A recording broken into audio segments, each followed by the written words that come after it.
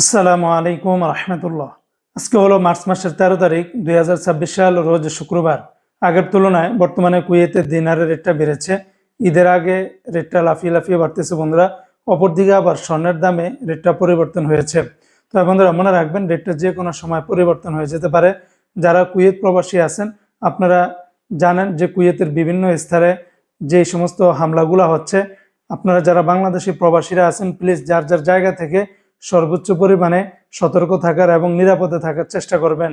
তো বন্ধুরা, আজকে যারা কুয়েত থেকে 24 ক্যারেটের প্রতি গ্রাম স্বর্ণ ক্রয় করবেন, 50 দিনার 670 পয়সা, 22 ক্যারেটের প্রতি গ্রাম 46 দিনার 470 পয়সা। এটা ছিল কুয়েতের একটা কোম্পানির রেট। অপরদিকে কুয়েত সরকার ঘোষিত 24 ক্যারেটের প্রতি গ্রাম 51 দিনার 252 পয়সা, 22 ক্যারেটের প্রতি গ্রাম 47 দিনার 24 পয়সা, 21 ক্যারেটের প্রতি গ্রাম 44 দিনার 890 পয়সা, 18 ক্যারেটের প্রতি গ্রাম 38 দিনার 477 পয়সা। এই রেটগুলোর সাথে ভ্যাট ট্যাক্স মেকিং চার্জ কোনো কিছুই যুক্ত করা হয়নি। তাছাড়া কুয়েতে আরও বিভিন্ন কোম্পানি আছে, এক একটাতে রেটটা ভিন্ন ভিন্ন হতে পারে। আজকে যারা কুয়েত থেকে একদিনের বাংলাদেশে পাঠাবেন, 401 টাকা 04 পয়সার ভিতরে পাবেন। তবে সকল এক্সচেঞ্জগুলোতে একরকম রেট পাবেন না।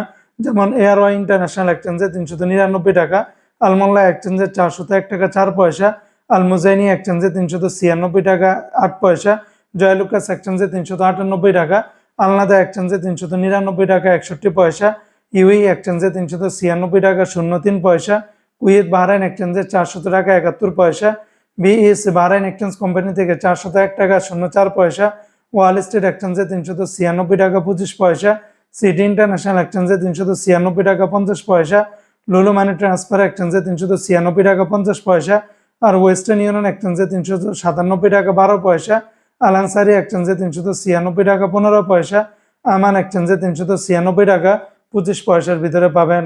তো বন্ধুরা, এই ছিল আজকে টাকার রেটের বিস্তারিত আপডেট।